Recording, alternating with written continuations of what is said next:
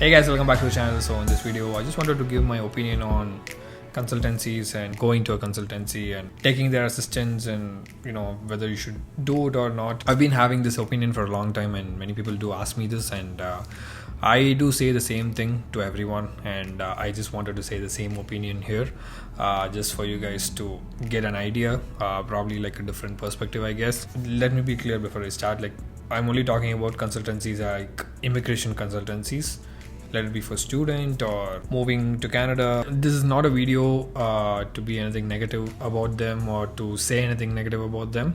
It's just my opinion. I just wanted to give this opinion. There is something for every stage of this process, like let it be study permit, work permit, PR, citizenship, whatever it is.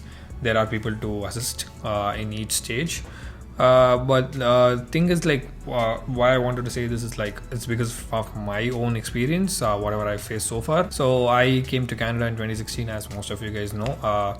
I went to IDP for the first time, like when I was applying as a student, because I didn't have any idea about like how to apply for a course or anything like that. So when I went to IDP and I told them like I want to join VFX, the specific program in this college, they did search and they did assist me to a point. I wanted to apply to 5 colleges through IDP because those were the 5 which had like VFX programs in like the Toronto area, and they didn't have partnership with Seneca. So at that time, I'm not sure about now, but at that time they didn't have partnership with Seneca. So they told me we can get you offers like in other 4 colleges, which I actually got, but I wanted to join Seneca. So end of the day, I had to go home. I had to submit the application on my own, pay the fees on my own, and wait for the response on my own. So even though I went to IDP, I did this whole college process by myself at home.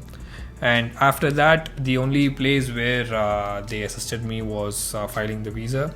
They filed all the documents and they gave it to me. I had to go to the visa office and submit it. And pretty much from that time, I didn't use the help of any consultancy for any of my process.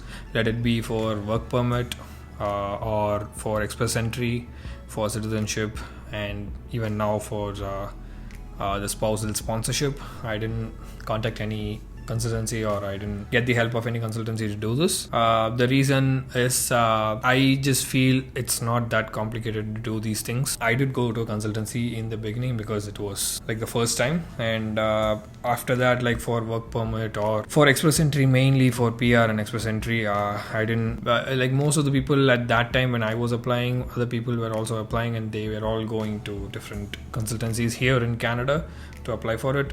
And then I always had this curiosity, like when I was applying for PR, like what do they even do? But then like I asked one of my friends, like why do you go to a immigration consultant or like a lawyer? Like what do they do? And they basically said that they just file your documents, they just compile your documents, they submit the document for you. I was like that's what we do. Like what extra do they do? They said like no, they just take care of the entire process. Then like I then got an idea saying that like, that's what I'm gonna do too. So yeah, so immigration consultants and lawyers, they're not like cheap. Their services are expensive, and I didn't want to spend that. I felt like it wasn't that complicated process to actually apply. When it comes to like spouse sponsorship, which we are going through right now, I did try to contact a consultancy which one of my friends gave, and so basically me as a citizen, I was trying to sponsor my wife to come to Canada. And when I spoke to the consultant like through phone, they gave me a quotation like which is almost equal to how much I was going to spend for the application fee, the medical fee, the biometric fee combined. Like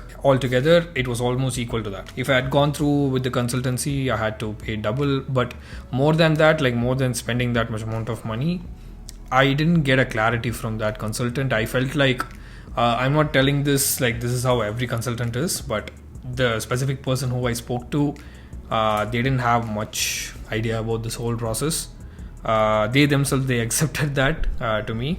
They said like we haven't done this kind of process, like we haven't done a sponsorship process where the sponsor is a citizen. Like so usually people are like permanent residents, so we do that, but we haven't done it for a citizen. So then I thought like, so it's like an experiment for them, so why not I do the experiment on myself? So I didn't get a good clarity when I spoke to the consultant. They gave me like way different options which I was not okay with. I came for the wedding and we just got married, and we were living in India at that time. We can do outland, and we can later change it to an inland, or you can go to Canada now and then apply for inland and wait for your wife to come. Like, my basic idea was for me to not leave alone. Like, I don't want to go back to Canada alone. Like, either I'll stay in India till we get something, or we go together. That was our idea. So I didn't want any other options. So those options weren't like working for me. So that's why I didn't have this clarity with them. So we just did it, and I told you how the process is going in the previous video. I mean, like, personally, this is again my opinion. I'm not telling any consultancy is bad or no one should go there and all that. It's each one's choice, and this is my opinion. And anyone, whenever they ask me through Instagram or through YouTube, this is what I say: you don't really need a consultancy. A consultancy is required for like specific areas where your application is not a normal application. It's more complicated. Or let's say like you're applying for PR from from India. You're not in Canada, you're outside Canada, you have never been to Canada, and you're applying for the first time.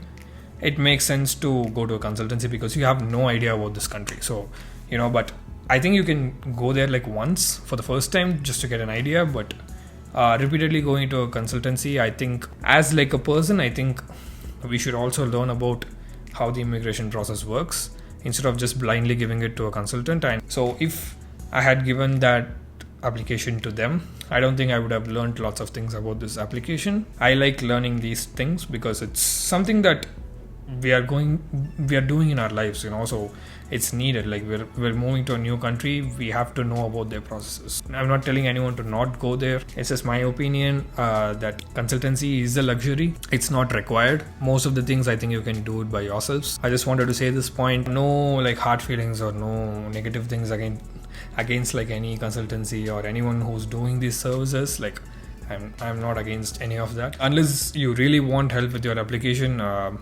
you don't really have to go there. So it shouldn't be the first thing that's coming to your head. The first thing should be like, we'll submit an application and see. And if there's any problem, then we can go to consultancy. So I think that should be like the mindset instead of just blindly going to consultancy and giving everything to them. That's pretty much it. I'm not sure if this is gonna go in a negative way or whatever it is, but this is just my opinion. And that's pretty much it. I'll talk to you guys in the next video. Till then, it's Manish.